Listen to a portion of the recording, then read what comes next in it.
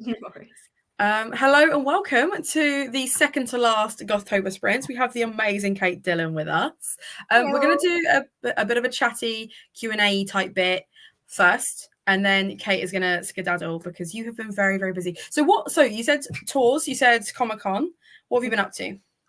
So, and my latest novel, Until We Shatter, basically came out, what is it now, like 13 days ago? I was going to say less than a week, yeah. Like so recently. And I was lucky enough to get to tour that book up and down the country, which has been really, really lovely. But it means I've been basically on the go since about the 16th of October, kind of doing event and meeting readers and booksellers, which has been amazing. And then came back from that straight to Comic-Con, which was the weekend just gone. And now I have basically caught every cold that I think is going around at the moment. So yeah, it's time to rest up a little bit, she says. I'll probably film a TikTok after this, like, from bed. Oh, that counts. Like, that's still rest. It's work and rest. You've got a good balance there. If I'm under the blanket, it doesn't count as work. Okay, I like that because most of the stuff I do is under a blanket. So I guess I must be the world's laziest person. I'm just constantly tucked up. I'm like, this isn't work. Kate Dillon said so. Exactly. That's fair. Cool. So do you want to tell us a little bit about Until We Shatter? Sure. So Until We Shatter is a witchy heist across two worlds with color magic. It's got messy bi girls and pretty line boys and a shadow world which can shatter people to pieces. It's basically, I call it my in-between novel because it's older and darker than and more complex than my YA sci-fi novels Mindwalker and Mindbreaker, but it's not quite what I would call an adult fantasy. So it kind of sits in that in-between space. Mm-hmm. And luckily I have a publisher who was just like, sure, we can do this. And so we did. So if you're sort of wondering where it kind of fits, it kind of sits in between YA. So you'll get all the voice and pace that you could expect from my YA novels, but with slightly darker, more complex themes. And what was I going to say? It's perfect for fans of Six of Crows, Red Queen, and A Darker Shade of Magic. I had the sold, and then I went off piece, and then I forgot the ending, didn't I? No, to be fair, like I think that's the thing is it's really, really interesting. I was kind of disappointed because I did order a copy to arrive so that I could read it for Gothtober, and it never came. No! But neither did my book for Jules last week either. So I'm gonna get on to Kate and be like, excuse me, where are my copies? Where are your copies? Where are my copies? God, because so many actually went out early. I was seeing it like a full week ahead of release, so that's a little disappointing. Well, it was just a shame, but I know for a fact I'm going to adore this book because I stumbled across your Mindwalker book at Yalc. I think probably the year it was released. So the hardbacks and paperbacks were kind of available at the same time at Yalc, I think. And that was a really, really interesting one. Was with Jules last week, they had written one, then queried the other, which is the one that they're debuting this year, but then they've got the other one coming out next year. Did you have a similar kind of writing experience, or is it a case of Mindwalker was your first and like as a query and then a debut, and then this was something you wrote afterwards, or was it like Until We Shatter definitely came after? I'm very much a one idea at a time sort of writer. So Mindwalker was actually not my first novel. I'd written one novel that will never see the light of day. And then I actually, I have two novels out in Germany in a very strange turn of events because I'd written a YA mermaid duology that we couldn't sell in the English language because it turns out YA mermaids are quite a difficult sell in English, but in Germany, they absolutely love them. So I actually have two books out in Germany that I did kind of one after the other. And I actually wrote book 2 for Germany only because they were the only ones publishing them. And after that is when I started writing Mindwalker. And I actually kind of took that book through to completion. I queried that. I was actually in a mentorship program called Pitch Wars with it. After that, I queried it, got an agent, and we spent some time shopping it around before it eventually sold to Hotterscape here in the UK. And then pretty much after that, I knew I didn't want to leave that world just yet. So because I'd sold it in a 2-book deal, they allowed me to do a second sci-fi set in the same world, which was Mindbreaker, which is so Mindwalker is my pink era, Mindbreaker is my blue era. And then as we were sort of wrapping things up on that original contract and those 2 books, my publisher luckily still wanted to buy books from me, which was great. Good. It did. I mean, not just them. I think we all came to the realization together that YA sci-fi was a very tricky genre to write and sell, which it just is. It's not, it's not because there's anything wrong with the genre or with the readership. It's just a smaller market. And so we sort of talked about me moving back into fantasy, which is kind of what I went off and started thinking about what could I possibly write. And then that's when I started kind of playing with the idea for Until We Shatter, which was actually from an old idea, from an old book that lived on my hard drive, but it basically got a complete revamp. And then I sold that into my publisher. Very exciting. I like that. So I think it's really important because I write as well. I think it's really important for readers to understand that when it comes to like the writing process, whether you're a multiple ideas person or a one ideas person, the ideas don't always go away. And it's really hard if someone ever asks like an author, like, well, where did you get that idea from? It's like, I don't know. I had it saved on my hard drive from 3 years ago. I can't tell you further back than that. But do you have some kind of like with that, some kind of like thread that you can pull on things that might have inspired it outside of that? Or is it a case of, I worked on this ages ago, it was a idea that I just kind of threw onto my computer and then left there? Like what kind of experience was it for generating that idea? I mean, it depends between books. Some of them, like as soon as the ideas come to me, I start writing it. So Mindwalker was as soon as I got the idea, I started writing it, and that was the book I kind of carried on with. So sometimes it really is that easy. Until We Shatter was very, very different in that respect because I actually started writing the very first version of Until We Shatter before I started writing Mindwalker. It didn't get very far because I'd finished that mermaid duology for Germany, and I was starting to play around with ideas. And I thought, what could be less marketable than fish, teenage fish? And I was like, I know, the Tooth Fairy. And so I started. Yep, no, I'm not even kidding. I love that though. I love that. A book about the Tooth Fairy, and actually the central idea I wanted to play with didn't actually have anything to do with the Tooth Fairy. It was inspired by an episode of the TV show Charmed, the original, not the remake, for anybody who has heard of it. Basically, it was supernatural before supernatural. It's quite we are all very familiar. It's a great TV series. Yeah. And Phoebe, Pepper, Prue. Yeah. Exactly. And there was one episode there that I found really, really interesting. It was about a little tiny Tinkerbell fairy. She was being chased by trolls. And for some reason, I can't remember why, the trolls could only chase her in between places. So, they were in between the chest of drawers and the wall and running around. And I remember watching that episode, and because it was a Monster of the Week type show, you really didn't get to delve into that. The witches vanquished the trolls and that was the end of it. But I was so fascinated by this idea of the in-betweens and in-between spaces holding power over magical creatures. And then I kind of dug into that lore, and it's actually quite a common idea in Fey lore and witchcraft, which is like liminal spaces, in-between spaces have power. So I was coming off that mermaid book and I was looking for new ideas, and I was like, well, I'm not going to do exactly what the TV show did because I wanted to play with this idea of the in-betweens, but I didn't want to do the same, trolls chasing a fairy. So I was like, oh, what if I do a different fairy? And so that's how I was like, I'll do the Tooth Fairy. And it was a horrible idea that absolutely nobody wanted. Luckily, I only really wrote one chapter of it. It's something I do in my process is I write concept chapters to get a feel for the voice and the world and see if I can make anything of it. And around that same time, I also had the idea for Mindwalker. So I wrote a concept chapter for that. I sent both of them over to my agent at the time. And I was just like, which one do you think I should do? And the Tooth Fairy idea isn't good when they literally tell you to write the sci-fi, when they're like, this is unsellable, but go write the sci-fi because I don't know what to do with the Tooth Fairy. So that idea kind of like has been sat on my drive since 2018. And while we were actually trying to sell Mindwalker, so I had an agent for it. She was shopping it to publishers. It was taking a little while. It actually took us a solid, I think, 12 months of submission before we actually sold that book. We were playing around with other ideas of, okay, we need to write the next book in case this one doesn't sell.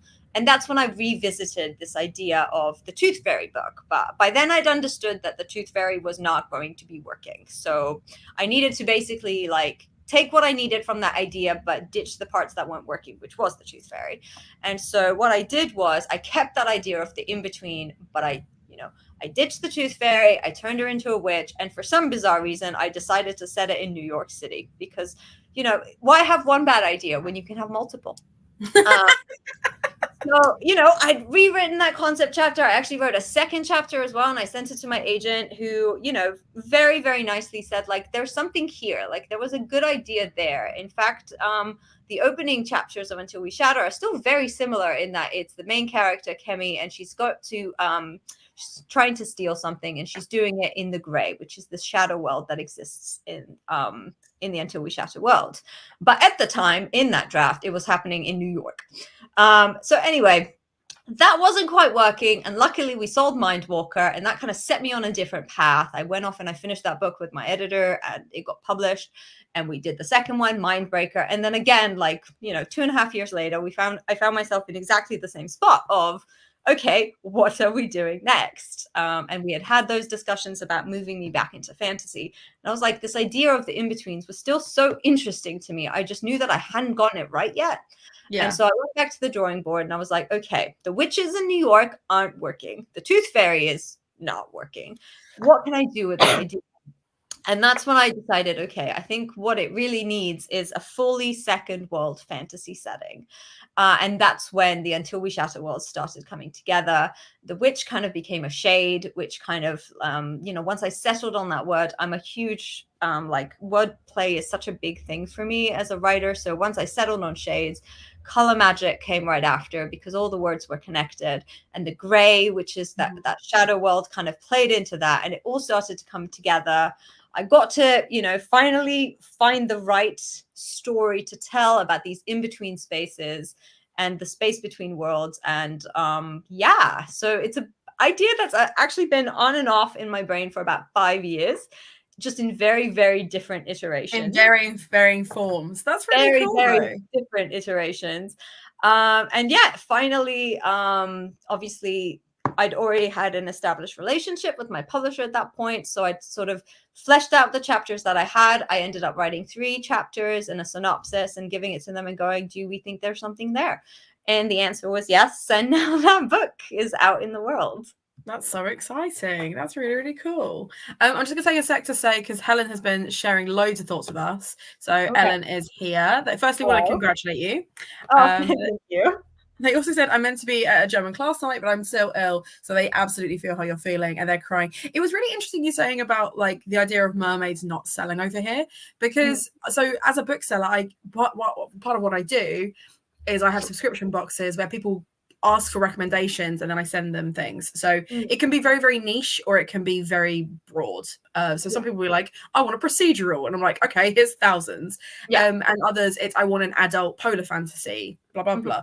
Mermaids comes up a lot. Asking for mermaids and pirate books come up a lot. And I end up having to recommend the same ones over and over again because it doesn't feel like there's much of a market there at all.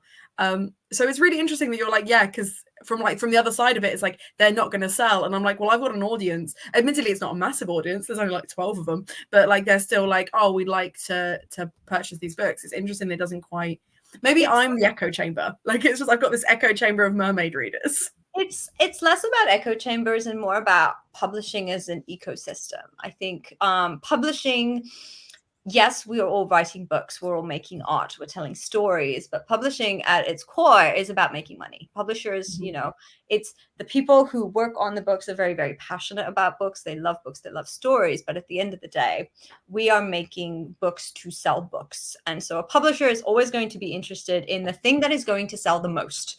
So it's not that there aren't readers out there who want to read about mermaids or pirates. In fact, pirates is kind of on trend at the moment. So we're seeing more and more of those books. We're seeing more and more mermaids, not necessarily as the main characters in the book, or not necessarily the way that I was doing them back in 2017. I think we've seen a couple of books with sirens or with kind of more evil mermaids or something. I was at the time writing a very, very kind of cute and whimsical kind of traditional kind of mermaid story. And at the time, there wasn't a huge market for it. Since then, we have had some mermaid books actually do really well. Skin of the Sea by Natasha Bowden is one of the one that comes to mind. There's another one called Sing Me to Sleep by Gabby Burton, which is about Siren. So they are out there. Publishing will, every time we say something like there isn't a market for, or this genre is dead, what we're essentially saying is it's harder to sell. It's not that those books don't exist or that you can't sell them. It's just that you're likely to struggle to sell them. You're likely to be paid less money for them because the publisher is looking at a profit and loss sheet and saying, well, we've tried mermaids before and they didn't sell a lot. We're willing to take a chance, but we're only going to, take a chance for like a small amount of money. And so if there's me and 20 other writers writing a mermaid book, chances are 1 or 2 of them will get published, not all 20. Whereas if you're writing in the hot genre of the day, it's possible that you and all the other 20 writers who are writing it are going to succeed in selling that book. So it's one of those weird places where publishing and art kind of intersect. You've got kind of business and the art part of it. And you just have to make decisions based on how much you're kind of willing to fight for a story, if that makes sense. So for me, Mindwalker was that book. I was told it's more marketable than The Tooth Fairy, but, that bar is in hell. But I was told right at the beginning, if you write the story, and, my agent at the time really loved the chapters, really loved the concept, but she did say something along the lines of, this is going to be hard to sell. And even when I got my agent for it, I think, we didn't expect just how hard it would be to sell. It was an uphill battle. And so when we had to make the next decisions based on where do we go next, the choice would have been, I could have kept writing sci-fi. My agent said she would happily submit it for me. My publisher might have taken a chance on it as well. But at every stage, we had to have those conversations of, do you want to grow your audience? Do you potentially want to have a shot at these things that we couldn't get for Mindwalker because of the genre and that kind of stuff? So those are the kind of decisions you're sort of having to make. And it sometimes feels contradictory because, every time I tell the Tooth Fairy story, people are just like, I want the Tooth Fairy book. And I'm like, I genuinely think they do mean that when they say it. But I think just because somebody, there's a small group of people excited about something doesn't make it commercially viable. Which is just one of the things that I never thought I'd have to think about when writing. It's a very different tactic, because I think that's the thing, is recognizing the difference between something that is commercially marketable and something that's a novelty. If you had written, if you were 10 books down the line and you wrote a Tooth Fairy book, people would lap it up because of the novelty of it and because you're an established writer. You'd be far more likely to market a Tooth Fairy book now than you would have 3 books ago. But that doesn't mean that actually once it's there, and it also doesn't mean that by the time it gets to that point that you're like, I'm willing to put my time, energy, and resources into a Tooth Fairy, because by that point, if you're working on other ideas and you're 10 books in, do you want to be restricted to ideas you had 10 years ago, or even more than that? Because as we know, like, books don't take 2 minutes to put together. They take years to be processed. Like you said, your Mindwalker one, was it 5 years you said that it took to get to? Oh, no, Mindwalker was actually fairly quick, I think. I mean, from actually starting it to publication was 4 years, which is not uncommon. It took me a solid, 12 months to do the first draft, and then it was pitch wars and it was editing. So that's another 4 or 5 months. And then you're querying and you've lost 3 months there. And then you're shopping. So you've lost, it adds up really fast. But that's kind of exactly it. You sort of have to make a decision of which story am I willing to go to bat for. And I need to really feel strongly about a story to write it. And when I do feel strongly about it, that is what I will do. But when you're sort of in those in-between points, when, you can go in any which direction, I think it's totally okay to be like, okay, you know what? I'm going to focus my energies on trying to find an idea in a genre that actually might not be as hard as this genre. And for me as a writer, that's also really fun. I never set out to only be a sci-fi writer. Like I said, before that, I was writing contemporary fantasy books about mermaids, which is very, very different from the cyberpunk sci-fi that was Mindwalker. I like going different places. And back then I wasn't thinking as strategically because, I didn't know as much as I do now about the industry. I hadn't been in it for as long, and I was sort of following whims. I'm still following whims to this day. Otherwise, Until We Shatter wouldn't exist. Like, I would have buried it with the Tooth Fairy and just moved on to something else. So you can always retain things that are interesting to you. So to me, the idea in that Tooth Fairy book that was interesting was this concept of the in-between spaces. And as much as everything else about that book has changed, I still got to do something with that concept, albeit 5 years later. That's fair. That's fair. So, okay, if you like writing across those genres, whether it's a case of under the big umbrella of fantasy or sci-fi, is there one that you think you would like to write, but you're not sure if you have like either the capacity or the idea for? So, like, for example, I love the idea of writing steampunk because I really like reading steampunk, but I don't think I have a story that would suit that. Does that make sense? There's always stuff. So when I finished the Mindwalker books, there was another decision to be made. Do I want to stay in YA? Do I want to move to adult? Do we do a crossover? Like, say in sci-fi, do we go in fantasy? There's always decisions to be made.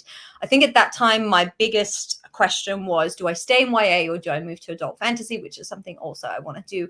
And at that time, I wasn't quite ready to move into that direction. It's not because I didn't want to, or I thought I never would be able to. It's not even necessarily a skill issue, if that makes sense.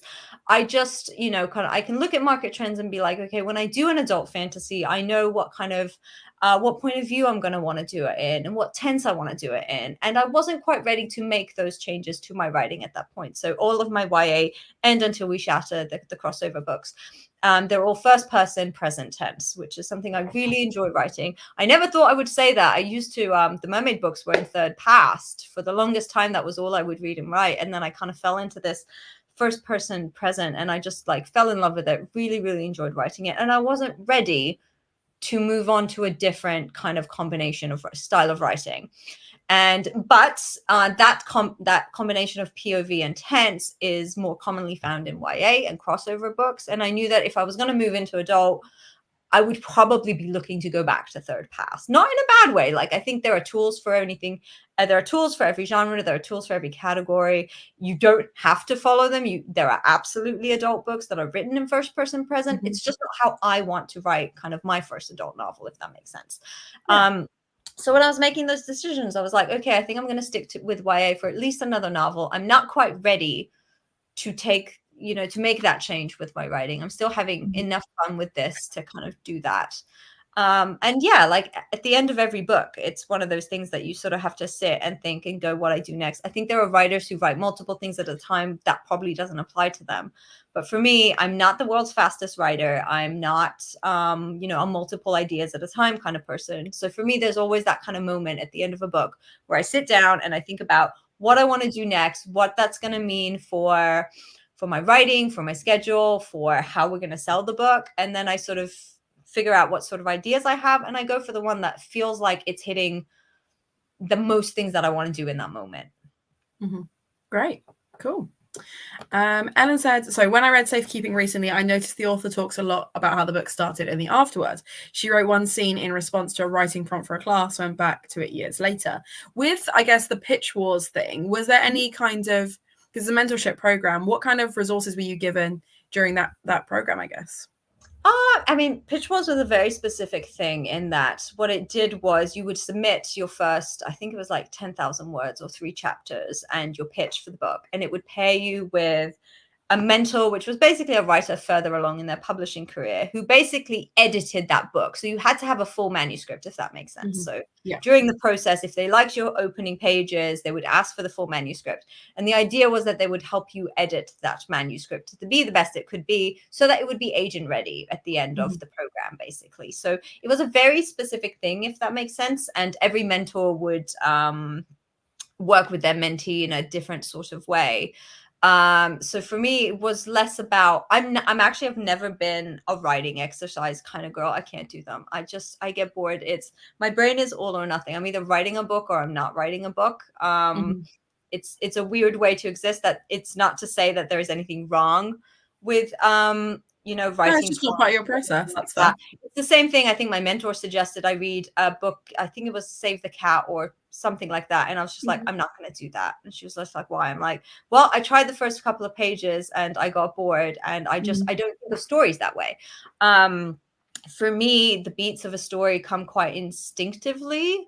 It's not a magic power or anything. I just used to read a lot. And now my brain has sort of kind of figured out generally what sort of goes into a plot to fill Yeah, out. you can scope out the narrative before you even got that kind Exactly. of thing. It's Yeah. other parts that I tend to need more work with. So like when somebody says read a beat sheet, I'm like, I'm not going to do that. It's not for me. For a lot of people, they're absolutely incredible tools that really help them because, you know, where I'm better with beats, some people are better with world building. Some people are better with voice. We sort of all have to play to our strength. And something I would say to anybody trying to write a book and feeling like the tools they're being given are making them lose the love for it, try a different tool. There is no I think then it's the tools issue. Yeah, absolutely. Like if somebody says you have to follow Save the Cat, they're not. Like they're a bad mentor. You do not have to do anything with writing. You have to find the way of writing that's going to get you to the end, and it's going to give you a book that you are actually proud of and is reading well. And that's different for every single one of us.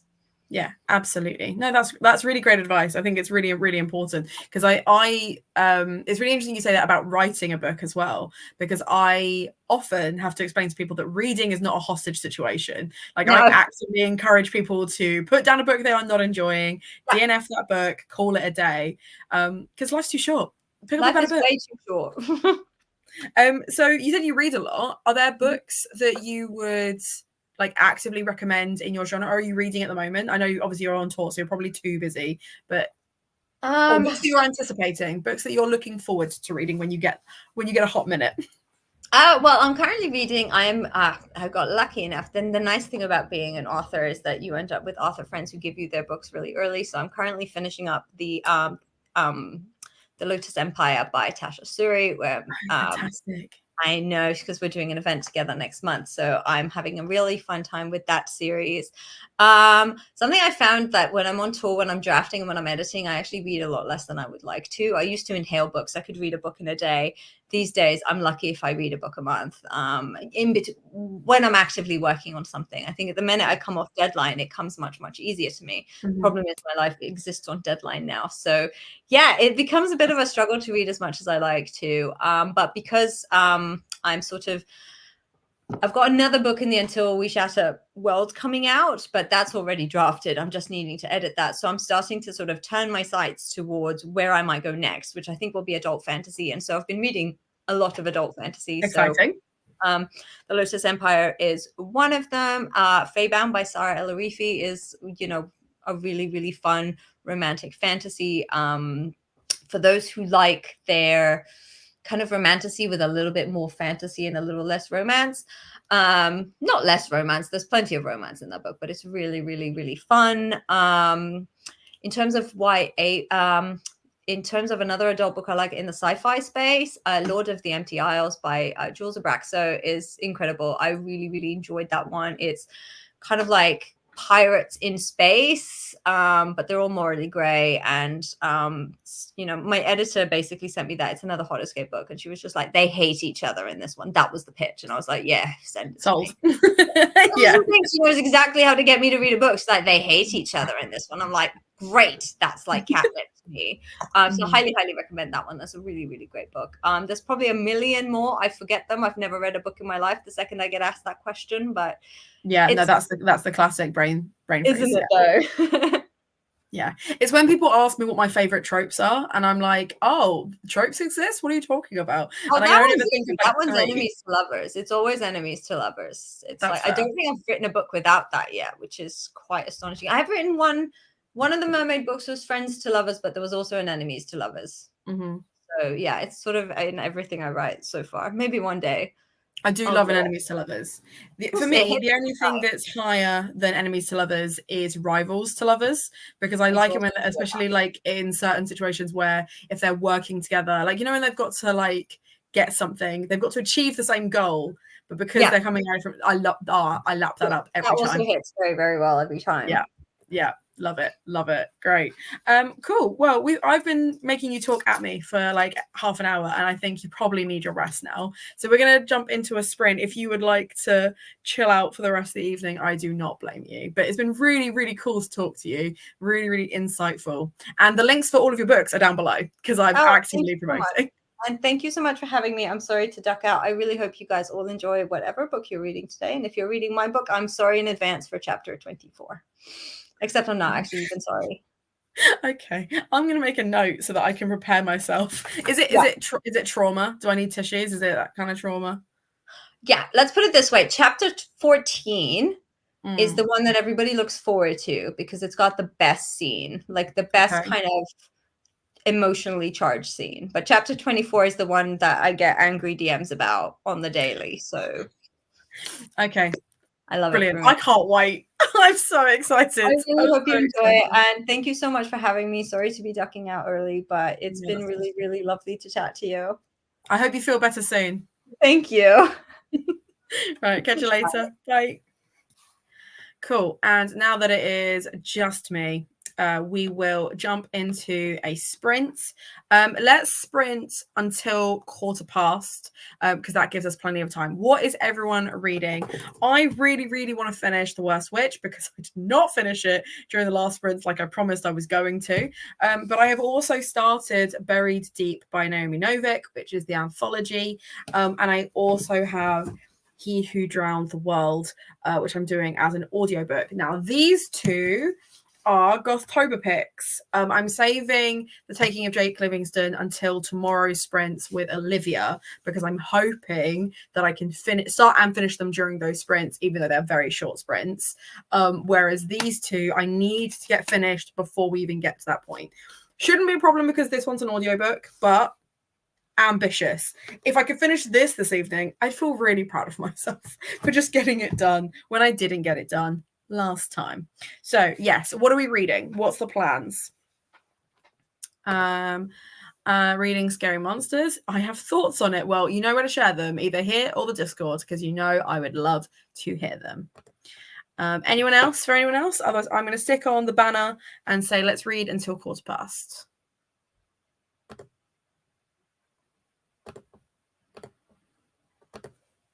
Reading The Skeleton Key.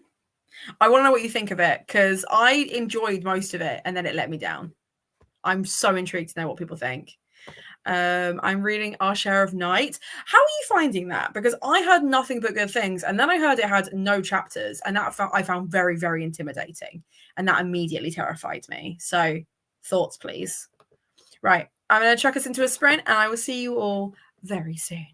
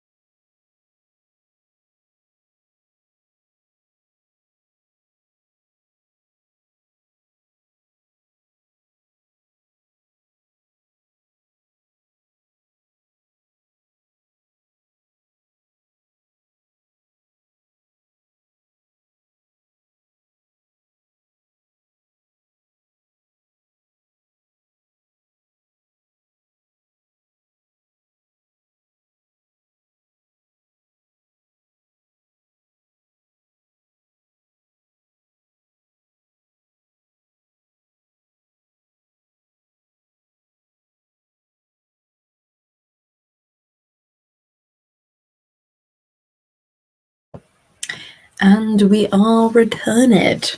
How did we get on? I managed 2 chapters of He Who Drowned the World whilst I was moving some stuff around. Then went and made tea and ate what was left of the nachos. And then I managed to read 2 chapters of The Worst Witch. So I'm officially halfway. How did we all get on? It's so long and intimidating, but I'm loving it so far. That's a relief. I'm glad you're enjoying it. I need one more sprint to finish Scary Monsters. Would you like a full 45 minutes? Would you want one shorter, longer? What are you thinking? Because if we do a full 45 minutes, we'd have to start in like 5 and then finish at 5 past, but that's totally doable. And then you get it done. It's just done. Thoughts? I couldn't read for a few days and I binge watched Australian TV. I'd forgotten that half of this book is set in Melbourne. Actually, I just my understanding of the layout. Very cool. I love it when you can read something or watch something that then gives context to something. That's fair. I'm happy with any, as I only have 25 minutes in the book. Nice. Perfect. Love that for you. What do you think you're going to end up rating it? What kind of score do you think it's going to get? How's everyone getting on with Gothtober prompts in general? Considering this is our second to last sprints, are we down to our last books? Have we ticked off all the prompts? And what readathons are we looking forward to for November? Are we taking part in any? So I'm taking part in Evil-a-thon and Tomes and Treasures. And I was really hoping to film a TBR. I mean, in general, I've been really hoping to film, considering I've had 2 weeks off work. And it just hasn't happened. I've been so busy that it just hasn't happened. And I hate that for me. So if you want, we could take a little break and I can take you through some of my TBR. Some of it is behind me. This is a little bit of my TBR. And then I have 2 piles over here. What I wanted was a pile of about 30 books, because then I'll read about half of them. It's not quite 30, but it's a fair old chunk. It is a fair old chunk. But yeah, I can show you some of that. And then I think what I'll do is I'll probably type up the rest of my TBR and just leave it on Patreon. Probably easier to do that. I need to check in with prompts. I think I've ticked off all, but not most, but not all. That's fair. I've read less than usual. To be fair, if you're not well, that's probably why. But you have enjoyed it. I'm really glad. I was saying to Olivia, I feel like I've neglected it a little bit because I've just been so busy this month. But I'm really glad to see that everyone's having a great time with it. So that pleases me. It pleases me greatly. You want to see the TBR? Okay, well, let's start with my after hours TBR, which is behind me. So what I did say for my after hours TBR is that I wanted to pick up a lot of nonfiction. So a lot of people do nonfiction November.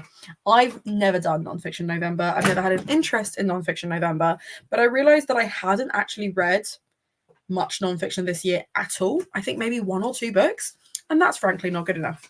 So I was aiming for a lot of nonfiction books, but I also landed on a couple of others. And what I might do is share the video of me selecting my TBR or selecting the prompts, because I didn't actually manage to complete the game.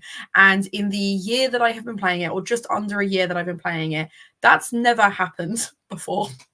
I've never not collected a TBR before.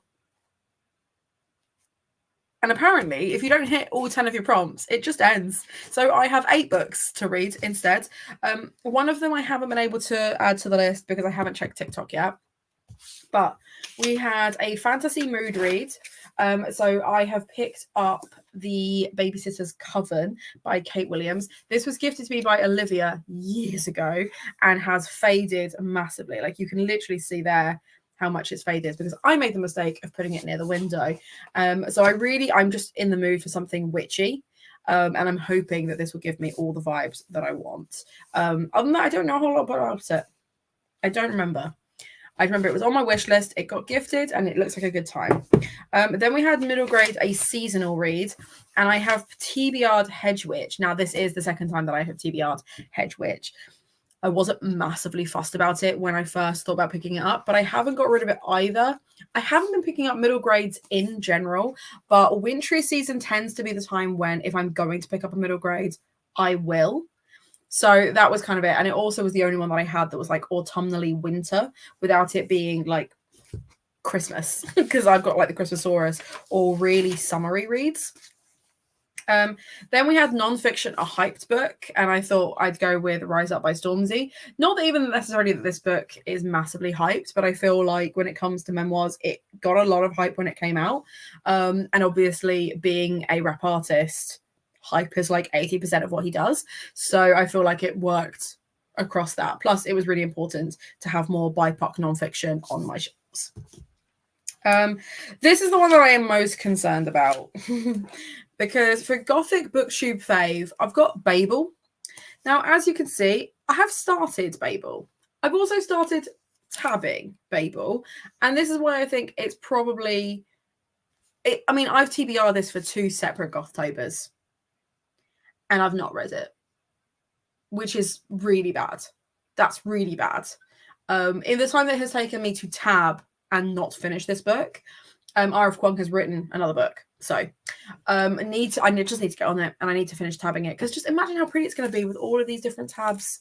It's going to be stunning. So the different colors, the dark gray are anytime magic is related. The light gray is anytime something remotely multicultural happens, and the pink is emotional moments. So it should be quite a nice spread once I'm done. Because they were just 3 things that really interested me, and I wanted to tab it, and then I just ran out of time. But I didn't even look how not far I got in. He's barely arrived in London when I started this, so when I put it down. So I need to pick that up again. And then for fantasy, a big book, a book over 500 pages, I am bringing back Children of Blood and Bone, which is a YA fantasy, high fantasy. But I recently received the arc of the 3rd in the trilogy, and I need to read it. I don't have the 2nd book, but I do have the 1st, and now I have the 3rd, so I need to get the 2nd to kind of, fill it out. But it's over 500 pages, which I didn't realize, because it doesn't read like it's over 500 pages. It's such a quick read, but it's 525 pages. So it counts, and it'll be such a quick, fun read. And I'm pretty sure I have this as an audiobook as well. So that was like a really, really fun choice. Then I had 2 that were the same prompt. I had 2 books that were non-fiction, but feminism was the key theme. So I have an arc, which Olivia gave me by Sophie Williams, called The Glass Cliff: Why Women in Power Are Undermined and How to Fight Back. Which looked like a really interesting non-fiction about obviously the glass ceiling and what happens to women in business, but then also unlikable female characters the women pop culture want you to hate. How bitches, train wrecks, shrews, and crazy women have taken over pop culture, and women have been liberated. I just really like the idea of it being unlikable female characters. Not that they're bad people, but just that we don't like them, and why. And that just seemed like a really interesting feminist take on pop culture. So that was a brief run through that part of my TBR. I do still have my Evil-a-thon and Tomes and Treasures TBR next to me. But I think it's probably going to be time for another sprint soon. So I will put this back over here. I'm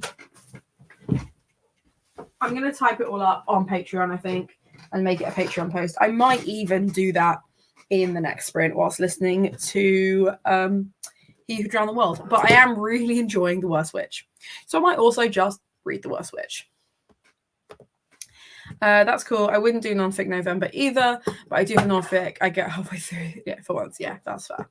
I do a lot of non-fiction via audiobook. I find the topics easier to digest if someone's telling them to me, if that makes sense. Would you like to do an unofficial Discord-based buddy read where you read a chapter and then I have to read a chapter and we discuss the chapter, and we will go at your pace? Because if you read like a chapter a day, that's fine. If you read a chapter every 3 days, that's not going to bother me at all. Because I feel like I need someone to hold me accountable with Babel. Originally, it was going to be Olivia, but I think Olivia's finished it now. So not going to be that one. I'm too tired for it. Fair. All these books don't they have great covers? The unlikable characters one I adore as a cover. I think it's such a clever cover. Such a clever cover. Cool. Right. So it's going to be 25 past, which means 45 minutes takes us to 10 past. Does it? Yeah, it does. It does. I can do maths. There's a reason I'm a director and not a maths teacher. So we'll read until 8:10. I hope you enjoy your reads, and I will catch up with you very soon.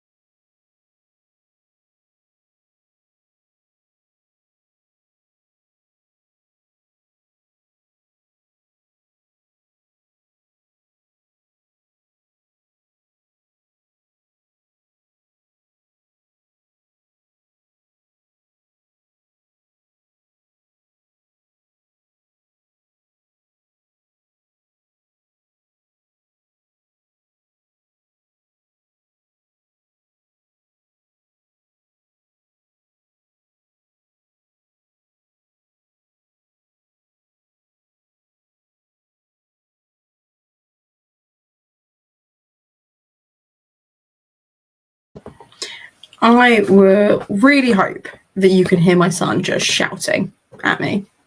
Yeah? Oh, sure. Okay, now he found some cardboard to eat. He's not shouting anymore. Literally walked in here, yelled, walked out again, yelled, came back in, climbed the chair, yelled. Now he's trying to climb into a box that he's not going to fit in. But it's because it's got bubble wrap in, isn't it? You can't help yourself.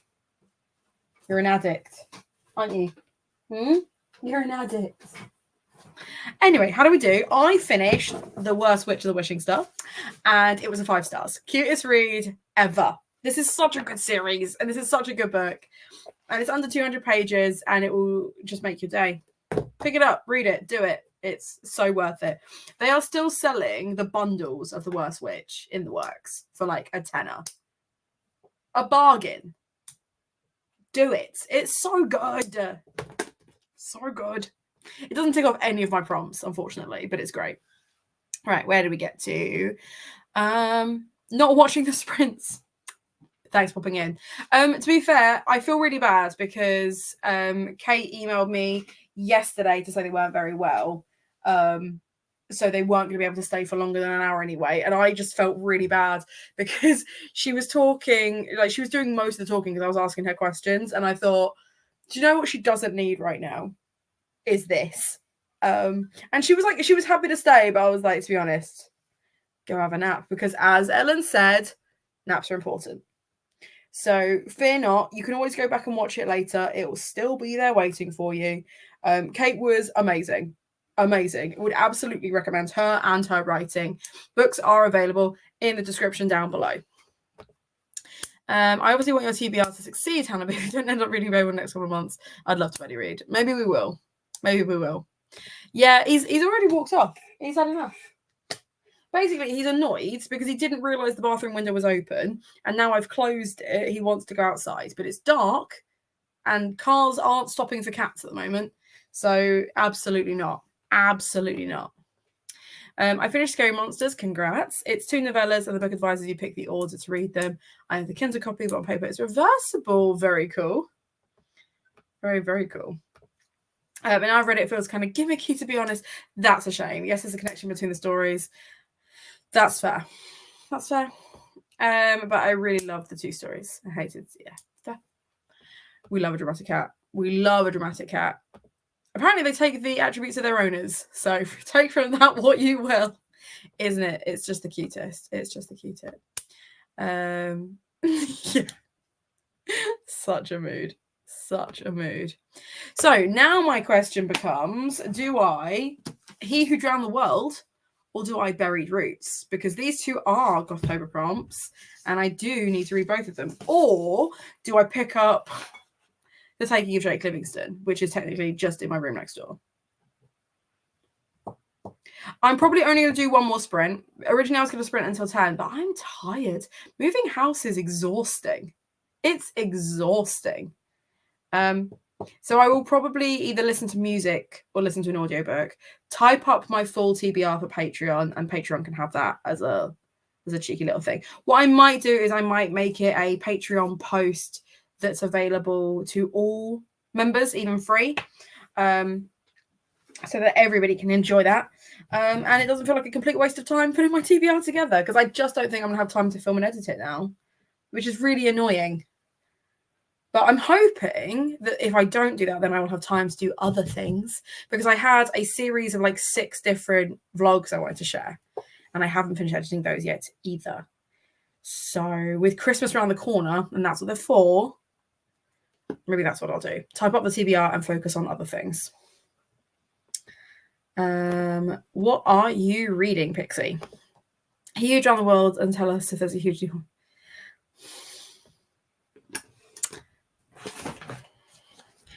Okay. There is a scene where a woman who has been sexually manipulating 3 different men is essayed by her husband when he's embarrassed by these shenanigans. And it's a very short, sharp scene. And it's brutal. And that's the scene that I just read. So you saying this, I know that's not the scene you meant. The scene you mean is the one between Zhu and Ma in the first book. Beautiful. Can't say there's been a scene like that in this one. Very different vibes so far. This one is a lot more political, a lot less monkish. Same level of adventure, but dark. I'll be honest, I had to listen to that and just stare out. I was driving, stare out into the road for a little bit and just kind of, because we know how I feel about reading about essay in books anyway.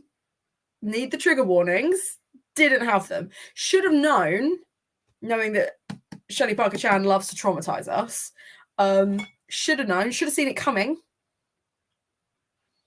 But alas, it is really good though. I will say I'm really enjoying it. I am really enjoying it. And I knew I would.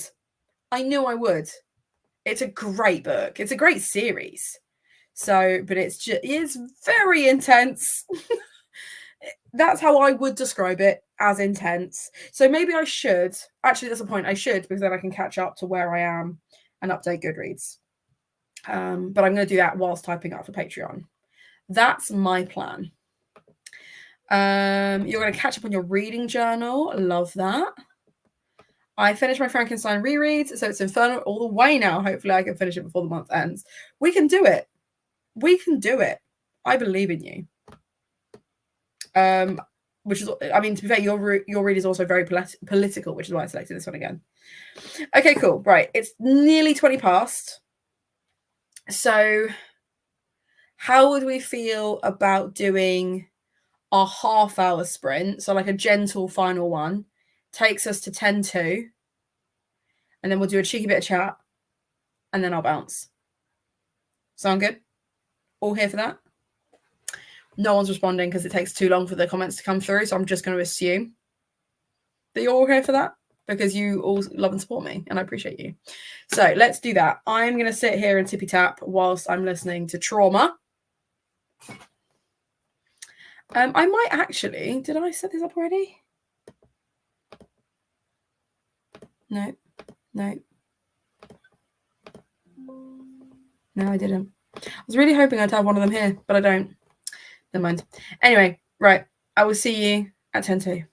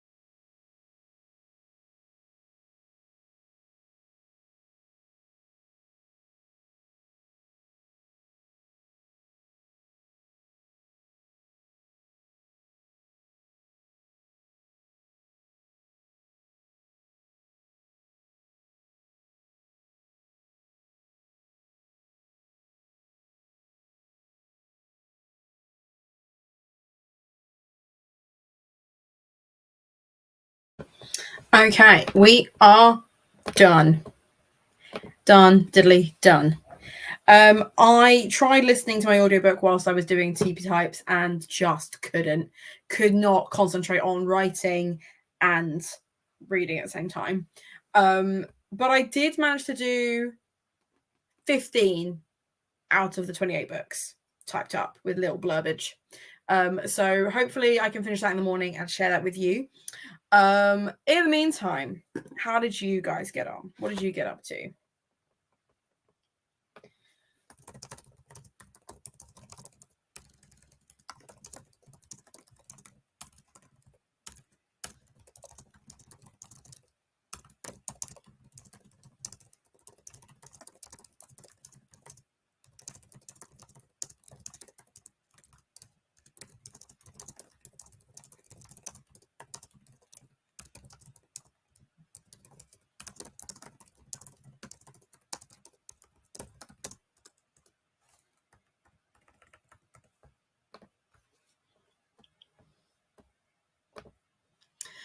Nice. I mostly did some jobs, not ready to start a new book yet. Sometimes you need to take time for the book hangover. Sometimes it just needs to happen. You need to pace yourself. You need to be gentle. And also, you've not been feeling well either. So that's totally fair. I hope after this you have some time to rest. You read a few cantos. Nice. Grateful for the sprints though, because I wanted to finish the last one and I was struggling to focus. You are so very, very welcome. You are so very, very welcome. Hopefully, now that I've got a bit more used to my job and Gothtober is coming to an end, I'll be able to do a bit more Discord only and kind of general public sprints. It's nice to know that I still have the energy for them, but I would much rather do them at the weekend or beginning of the week. So I've just got a bit more energy because I feel like I'm flagging a little bit. And you deserve me at my perkiest. So, yeah, I'm really glad you've enjoyed Gothtober as well. I'm enjoying Inferno though, just distractible. Fair. Me, I am. Same. I am also. I'm also. I love that you're correcting it like I didn't know exactly what you mean. Yeah, we know. I am too. I am very easily distracted. I've been playing with this the entire time. Like, I don't know why people ever bothered creating fidget spinners or anything like that. I've been doing that the entire time. And if I'm not playing with this, then I'm playing with this chip and just running my thumb around it. And if I'm not playing with those, I am clicking and unclicking my granddad's old watch. But I'm not being funny. It's such a satisfying click. I'll see if I can. So nice. And if I'm not doing that, then I'm playing with this bit of a razor that doesn't have any blades on it. And I also have dice. So like I have accoutrement of things to fiddle with that I just dropped on the floor. The watch, right? Like it's just, so it doesn't work. It's an old fossil watch. It's my granddad's watch. It doesn't work. It hasn't worked. It says 3 o'clock exactly because I find that the most visibly appealing time. But I need to replace the battery. But just, why don't they make women's watches that do this? Oh, so nice. I also really, really like a chunky watch. Mine, I'm hoping, is somewhere downstairs. It just feels right. I was wrong. My watch is in fact right here. Do I wear it on this wrist? I feel like I wouldn't. I wouldn't wear it on this wrist because this is my dominant hand. No, I know I don't put it on this one because I can't actually put it on. So we'll put it back on the wrist it belongs. There we go. Like, you know when you do something you're like, that's such a habit that... There we go. So I also got myself a fossil watch. It's also a man's watch because, like I said, I just like the weight of them. This one I wear just around the house because I like it, and it makes me think of my granddad who passed away years ago. I'm double watching it. Look at the time. I'm a child. I'm sorry. Did you ever think that you're like, oh, do you know what I really appreciate about Hannah's live streams? That she makes puns. Not good puns, just puns.